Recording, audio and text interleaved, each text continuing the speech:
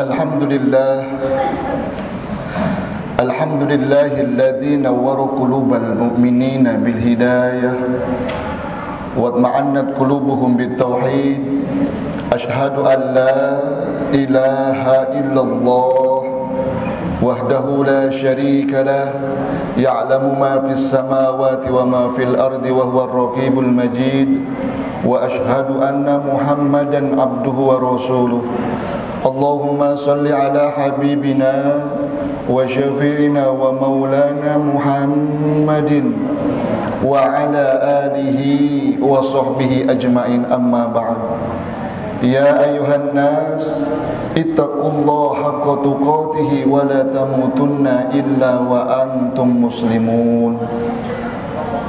Wa qala Allah ta'ala fi kitabihil karim wa huwa asdaqul qailin, a'udzu billahi minasy syaithanir rajim. Bismillahirrahmanirrahim.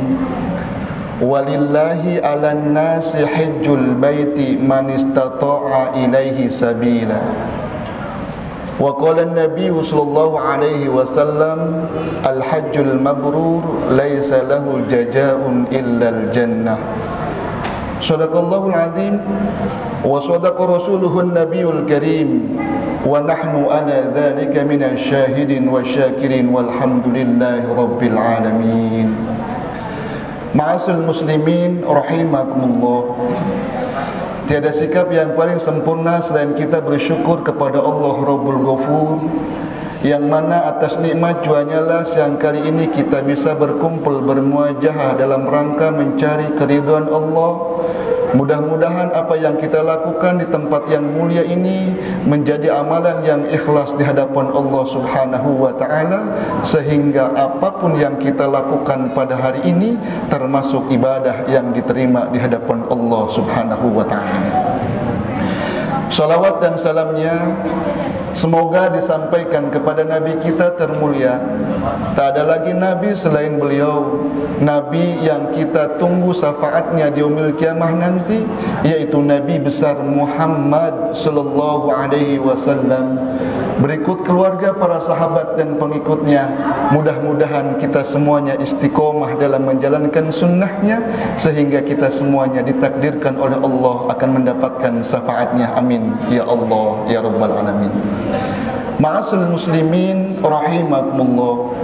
Untuk mengawali khutbah pada kesempatan kali ini, izinkan khotib mengajak khususnya bagi pribadi khotib yang dhaif, mari kita sama-sama meningkatkan ketakwaan kita kepada Allah Subhanahu wa ta'ala. Karena dengan modal ketakwaanlah kita semuanya akan diselamatkan oleh Allah, baik itu di dunia maupun di akhirat. Ma'asyiral muslimin rahimakumullah. Sebentar lagi umat Islam akan melaksanakan ibadah yang sangat luar biasa. Di antaranya adalah ibadah haji dan ibadah Idul Kurban. Bicara tentang masalah konteks ibadah haji dan Idul Kurban, tentunya kita akan tidak lepas dari perjalanan ruhaniyah Nabiullah Ibrahim alaihissalam. Ada beberapa keistimewaan yang dimiliki oleh Nabiullah Ibrahim alaihissalam yang tidak dimiliki oleh para nabi yang lain. Bahkan sejarah mencatat bahwa kelebihan Nabiullah Ibrahim alaihissalam, bahkan ritual Nabiullah Ibrahim alaihissalam, sebagian diabadikan oleh Allah dalam surat Maryam. Apa kelebihan Nabiullah Ibrahim alaihissalam yang tidak dimiliki oleh nabi yang lain? Di antaranya Nabiullah Ibrahim alaihissalam ketika mencari Tuhan yang sesungguhnya, Tuhan Allah Subhanahu wa ta'ala. Ketika Nabiullah Ibrahim alaihissalam mencari zat Allah yang sesungguhnya Allah, Nabiullah Ibrahim keluar tengah malam melihat bulan. Kemudian Nabiullah Ibrahim melihat bulan, merenung, apakah ini Tuhanku? Bulan menyinari alam dunia ini. Lalu bulan pun kembali ke peraduannya, hilang cahayanya.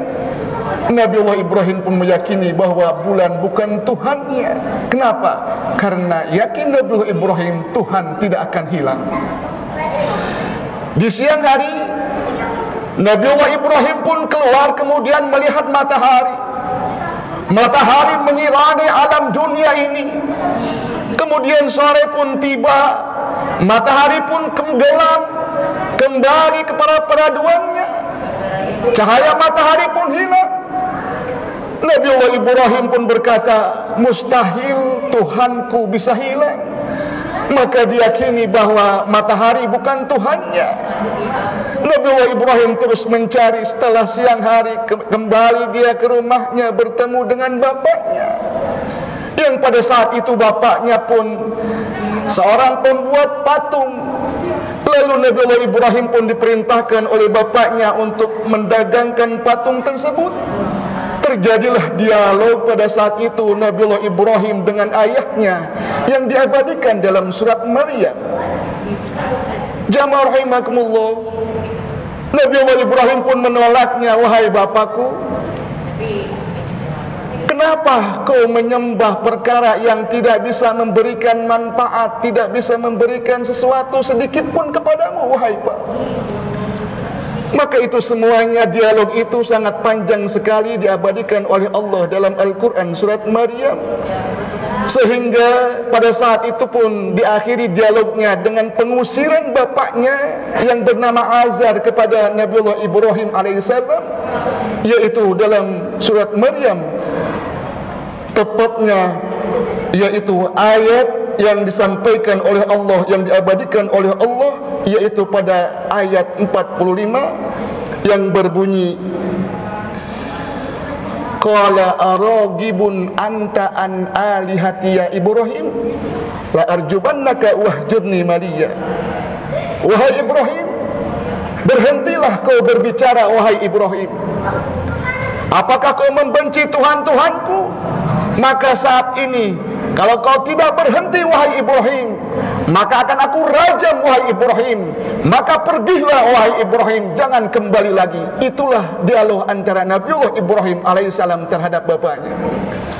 Nabiullah Ibrahim pun pergi meninggalkan ayahnya. Walaupun dicintainya ayahnya, tetap karena akidah, perbedaan keyakinan pada saat itu, Nabiullah Ibrahim meninggalkan ayahnya. Kemudian Nabiullah Ibrahim ketika berjalan berjumpa dengan orang-orang Majusi yang menyembah api. Kemudian orang Majusi pun berkata, wahai Ibrahim, bergabunglah denganku. Bergabunglah wahai Ibrahim menyembah Tuhanku. Apa yang kau sembah, wahai saudaraku? Yang aku sembah adalah api. Maka Nabiullah Ibrahim pun dengan kecerdasannya menjawab, wahai saudaraku, seharusnya yang kau sembah bukanlah api tapi air, karena air bisa memadamkan api. Kemudian orang Majusi tersebut menjawab, lalu kenapa kau tidak menyembah air? Seharusnya yang kau sembah adalah angin, karena angin bisa meniup air sehingga menjadi hujan. Lalu kenapa kau tidak menyembahnya? Sesungguhnya yang harus kau sembah adalah Zat yang menciptakan itu semuanya, yaitu Allah subhanahu wa ta'ala. Maka Nabiullah Ibrahim alaihissalam meyakini bahwa tiada Tuhan selain Allah yang wajib disembah. Dia bukan makhluk, dia tidak ada awalnya, dia tidak ada akhirnya, yaitu Allah subhanahu wa ta'ala. Makanya hasil dari perjalanan ruhaniyah Nabiullah Ibrahim alaihissalam yang dilanjutkan oleh Nabiullah Muhammad sallallahu alaihi wasallam sampai kepada diri kita semuanya, yaitu perjalanan ruhaniyah Ibrahim, yaitu ibadah haji dan ibadah Idul Kurban. Oleh karenanya jamaah rahimakumullah, saat ini mudah-mudahan kita semuanya diberikan kelapangan oleh Allah untuk melakukan ibadah haji. Karena ibadah haji merupakan kewajiban bagi orang yang mampu untuk berjalannya, mampu untuk meninggalkan resiko orang yang ditinggalkannya di rumah, mampu dia dalam keilmuannya, bahkan sehat lahir batin. Maka bagi orang yang tersebut termasuk orang yang diwajibkan oleh Allah subhanahu wa ta'ala untuk melakukan ibadah haji. Dan siapa orang yang sudah mampu melakukan ibadah haji, lalu ibadah haji itu karena Allah, bukan karena ingin dilihat, bukan karena ingin didengar, bukan karena ingin dipuji, bukan karena ingin dipanggil Pak Haji, tapi hanya karena Allah. Maka luar biasa pahalanya di hadapan Allah Subhanahu wa taala. Dan panggilan haji tersebut diawali dengan kata walillahi 'alan nasi hajjul bait man istata'a ilaihi sabila. Hanya karena Allah, hilangkan zat-zat yang bisa menghilangkan pahalanya ibadah haji. Hadirkan Allah ketika orang-orang yang sudah mampu melaksanakan ibadah haji karena Allah, lalu ia melakukannya ibadah tersebut, maka Rasulullah SAW bersabda, al-hajjul mabrur laisa lahu jazaa'un illa al-jannah. Haji yang mabrur tidak ada lagi pahalanya kecuali surganya Allah Subhanahu wa ta'ala. Tapi sebaliknya jemaah rahimakumullah, bagi seseorang yang sudah mampu berhaji lalu tidak ada niatan untuk berangkat haji, hartanya banyak, tidak ada niatan untuk berangkat haji, bahkan luar biasa berlipat hartanya, maka Rasulullah SAW, hadis yang diriwayatkan oleh Imam Baihaqi, siapa orang yang sudah mampu berhaji lalu dia tidak berhaji, maka silakan meninggalnya, pilih untuk orang tersebut mau meninggal Yahudi ataupun Nasrani. Naudzubillah summa naudzubillah. Jamaah rahimakumullah. Dan ibadah haji merupakan satu panggilan Allah Subhanahu wa ta'ala. Setidaknya ada 3 panggilan yang harus kita ingat kembali untuk meningkatkan keimanan kita. Panggilan Allah diantaranya yang pertama adalah panggilan sholat dengan muazzinnya. Ketika dipanggil oleh Allah untuk melakukan sholat, maka wa aqimus shalah, dirikanlah sholat, karena itu merupakan panggilan Allah. Tapi terkadang manusia, walaupun ini panggilan Allah, banyak sekali yang lalai terhadap panggilan tersebut. Yang kedua adalah panggilan haji. Banyak sekali orang dipanggil untuk ibadah haji, diberikan kemampuan untuk berangkat haji, tapi terkadang masih banyak orang yang tak mau berangkat haji. Mudah-mudahan kita semuanya diberikan keluasan oleh Allah untuk berangkat ibadah haji, dan kita mohon kepada Allah, ya Allah, ya Rabbi, ya Karim, jangan kau lepaskan ruh yang berada dalam jasad ini sebelum kaki ini melangkahkan untuk berziarah ke makam Rasulullah SAW dengan cara umroh ataupun haji. Ya Allah, kau maha mampu ya Allah. Walaupun misalkan saat ini kita tidak memiliki harta benda, tapi Allah qadirun ala kulli syai', mampu untuk itu semuanya. Berdoa kepada Allah, niatkan dalam hati kita, kita ingin berziarah ke makam Rasulullah SAW. Bahkan banyak doa-doa yang disampaikan oleh para ulama. Satu ketika dulu, ketika saya mondok, ada doa yang dibacakan terus oleh kiai, yang beliau itu luar biasa mundar-mandir ke Baitullah. Kemudian kami sebagai santri bertanya, wahai Abi, doa apa yang Abi panjatkan sehingga Abi mundar-mandir ke Baitullah padahal kondisi keuangan tidak memungkinkan? Maka ada doa yang disampaikan oleh beliau kepada santrinya. Doanya bunyinya seperti ini, Allahumma rzuqna li ziyaratil haramika bi syafaati Rasulillah sallallahu alaihi wasallam bima sita wa kaifa sita innaka ala ma tasya'u qadir. Allahumma rzuqna, ya Allah, berikanlah rizki kepada kami li ziyaratil haramika, untuk berziarah ke tanah harammu, bi syafaati Rasulillah, dengan pertolongan Rasulullah sallallahu alaihi wasallam, dengan syafaat Rasulullah sallallahu alaihi wasallam, bima sita wa kaifa sita, dengan caramu dan bagaimana caramu ya Allah. Bahasa kita seperti itu. Adalah orang yang ada orang yang memberangkatkan kita walaupun kita tidak mampu secara finansial. Innaka ala ma tasya'u qadir, sesungguhnya Allah mampu untuk itu semuanya. Niatkan dalam diri kita bahwa kita yakin kita semuanya akan berziarah ke makam Rasulullah sallallahu alaihi wasallam dan bertawaf. Amin ya Allah ya rabbal alamin. Adapun panggilan Allah yang tidak mau tidak mau kita harus melaksanakannya. Suka tidak suka kita akan berjumpa dengan Allah, harus tidak mau pun kita pasti panggilan apa itu jamaah rahimakumullah, tidak bisa mengelaknya, yaitu panggilan kematian. Kita semuanya akan kembali ke hadapan Allah Subhanahu wa taala sebagaimana Allah berfirman dalam surat Al-A'raf ayat 34, walikulli ummatin ajal fa idza jaa ajalahum la yastakhiruna sa'atan wa la yastaqdimun. Setiap umat itu ada ajalnya. Yang dimaksud dengan ajal adalah batas kehidupan di dunia ini. Kita semuanya akan kembali ke hadapan Allah. Fa idza jaa ajaluhum la yastakhiruna sa'atan wa la yastaqdimun. Ketika batas tersebut ada pada diri kita, ketika kita dipanggil oleh Allah Subhanahu wa taala untuk menghadapnya melalui kematian tersebut, maka tidak ada sedikit pun waktu yang bisa mengulur-ngulurnya ataupun mempercepatnya. Kita harus sami'na wa ata'na.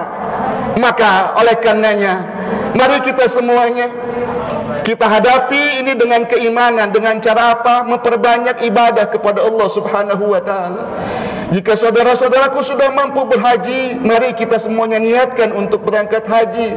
Jika saudara-saudaraku sudah mampu untuk berkurban, maka momen inilah yang terpenting kita lakukan agar kita semuanya termasuk orang-orang yang diridhoi oleh Allah Subhanahu wa taala, dicintai oleh Allah Subhanahu wa taala, dan akhir hayat kita semuanya termasuk orang-orang yang husnul khotimah, mampu melakukan ibadah haji karena rezeki yang telah Allah berikan kepada berlimpah luas, dan kita pun mampu melaksanakan ibadah Idul Kurban sebagaimana yang telah dilakukan oleh ulama-ulama yang soleh, orang-orang yang soleh melakukan ibadah itu semuanya, bahkan Nabiullah Ibrahim alaihissalam dan Nabiullah Muhammad sallallahu alaihi wasallam. Mudah-mudahan berkah buat kita semuanya.